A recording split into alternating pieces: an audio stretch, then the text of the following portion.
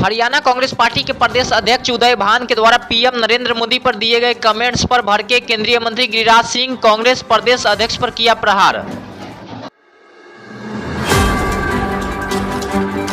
गिरिराज सिंह ने हरियाणा के कांग्रेस प्रदेश अध्यक्ष उदय भान पर किया जुबानी हमला। उन्होंने कहा कि यह कांग्रेस और उनके नेता के मानसिक दिवालियेपन को दिखाता है। देखिए, हरियाणा के कांग्रेस अध्यक्ष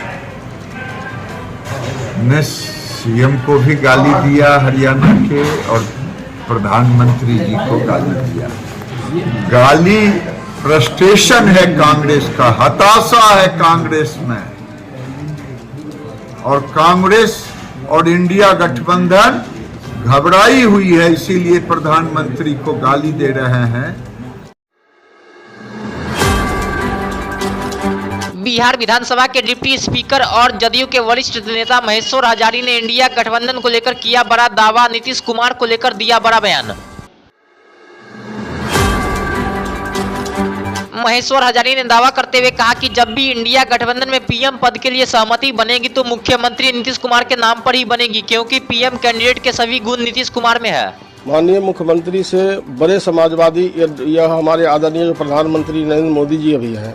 उन्होंने कहा कि डॉक्टर लोहिया के बाद, जॉर्ज साहब के बाद यदि कोई सबसे बड़े समाजवादी नेता है तो उसका नाम है नीतीश कुमार जी, और देश में इनसे समाजवादी नेता कोई नहीं है। इसलिए अभी जो इंडिया अलायंस के तरफ से प्रधानमंत्री की बातें चल रही है, सारे के सारे गुण आदरणीय नेता नीतीश कुमार जी में है। पांच बार भारत सरकार में मंत्री रहे, बिहार सरकार में 18 वर्ष से मुख्यमंत्री है। मैं समझता हूँ इतना योग्य व्यक्ति पूरे भारत में नहीं है, इसलिए इंडिया अलायंस जब भी घोषणा करेगी प्रधानमंत्री का तो आदरणीय नेता नीतीश कुमार जी के ही करेगी। और यहाँ के लोगों की मंशा भी है, भारत के लोगों के भी, समाजवादी विचारधारा के जितने लोग हैं सब चाहते हैं कि नीतीश कुमार जी प्रधानमंत्री बने। बिहार में बहुत जल्द 4 लाख शिक्षकों को मिल सकता है राज्यकर्मी का दर्जा। मुख्यमंत्री नीतीश कुमार जल्द कर सकते हैं इसकी घोषणा। बिहार जेडीयू के प्रकोष्ठ अध्यक्ष और प्रवक्ताओं के साथ मुख्यमंत्री नीतीश कुमार ने की मैराथन मीटिंग। 2024 लोकसभा चुनाव के लिए दिए कई निर्देश। इस बैठक में मुख्यमंत्री नीतीश कुमार ने जदयू के प्रकोष्ठ अध्यक्ष और प्रदेश प्रवक्ताओं को 2 टूक में दिया निर्देश। उन्होंने कहा कि हमें मजबूती के साथ लोकसभा चुनाव के लिए आगे बढ़ना है।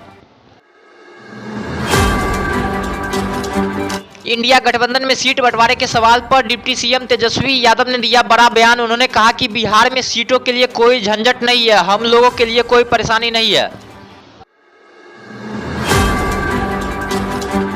बिहार के समस्तीपुर में टला बड़ा रेल हादसा। समस्तीपुर रोसड़ा रेलखंड आंगर घाट स्टेशन के समीप जयनगर से कटिहार जा रही जानकी एक्सप्रेस से टकराई एक भैंस।